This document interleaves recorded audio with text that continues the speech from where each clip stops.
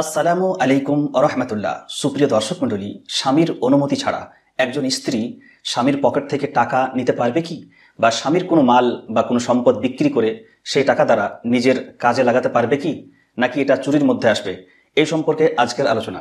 এই আলোচনাটি এজন্য করতে বাধ্য হচ্ছি যে বর্তমানে কিছু দুষ্টু প্রকৃতির স্বামী আছে, কৃপণ স্বামী, যাদের দিলটা অনেক শক্ত।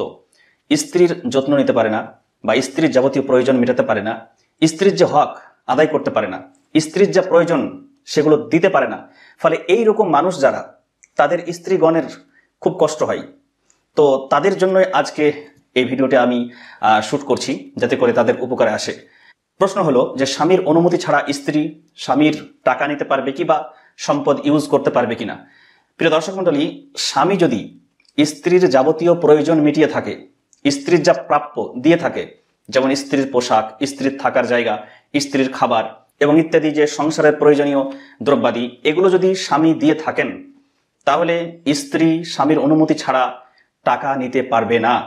স্ত্রীর যদি যাবতীয় প্রয়োজন স্বামী মিটিয়ে থাকেন নিজের সাধ্য মতো, নিজের ক্ষমতা অনুযায়ী, তাহলে স্ত্রী স্বামীর অনুমতি ছাড়া কোনো কিছু নিতে পারবে না।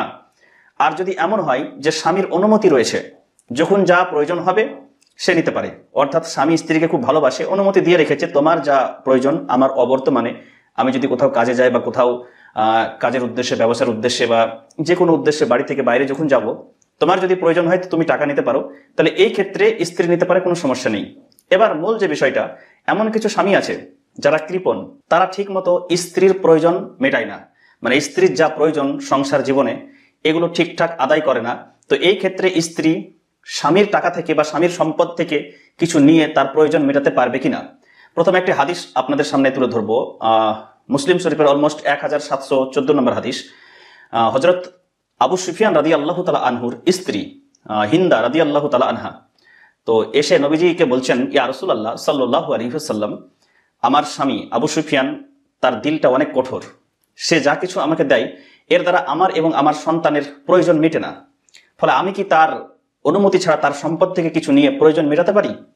তো আমাদের প্রাণপ্রিয় নবী হযরত মুহাম্মদ সাল্লাল্লাহু তাআলা আলাইহি ওয়াসাল্লাম বললেন যে তুমি তোমার যতটা প্রয়োজন সৎ উদ্দেশ্য নিয়ে ততটা নিতে পারো। উদ্দেশ্য সৎ থাকতে হবে, যে যতটা প্রয়োজন ততটাই তুমি নিতে পারো। এটা নবী সাল্লাল্লাহু আলাইহি ওয়াসাল্লাম অনুমতি দিলেন।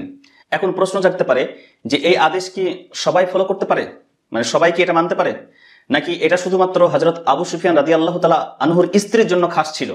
তার মানে এটা কি ওনাদের জন্য খাস, নাকি এখনো অন্যান্য মহিলারাও এই হাদিসের উপর আমল করতে পারে, বা এই হাদিস অনুযায়ী স্বামীর অনুমতি ছাড়া কিছু নিতে পারে?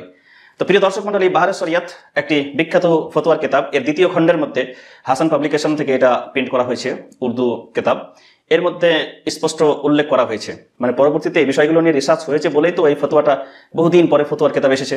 তো এখানে উল্লেখ করা হয়েছে যে কোনো স্বামী যদি স্ত্রীর নান নাফকা, স্ত্রীর যাবতীয় যে প্রয়োজন সেটা যদি দিতে না পারে, তাহলে স্ত্রী স্বামীর অনুমতি ছাড়া স্বামীর মাল থেকে কিছু নিয়ে তার প্রয়োজন মেটাতে পারে। এটা শর্ত হলো যে যতটা প্রয়োজন ততটা নেবে, বেশি নেবে না।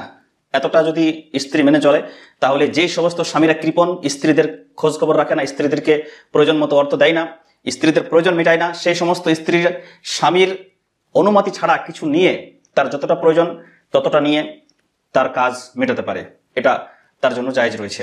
তো প্রিয় দর্শক মণ্ডলী, এমনই সুন্দর সুন্দর বিভিন্ন মাসআলা মাসাইল সম্পর্কে যদি জানতে চান বা অন্যান্য ইসলামিক তথ্য আপনারা পেতে চান, তাহলে চ্যানেলটি সাবস্ক্রাইব করে নেবেন।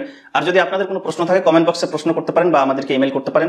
ইনশাআল্লাহ ভিডিওর মাধ্যমে আপনাদের যে প্রশ্ন বা যে সমস্ত সমস্যা রয়েছে সেগুলো সমাধান দেওয়ার চেষ্টা করব ইসলামী শরিয়ত অনুযায়ী ইনশাআল্লাহ। তো সকলে ভালো থাকবেন। আসসালামু আলাইকুম।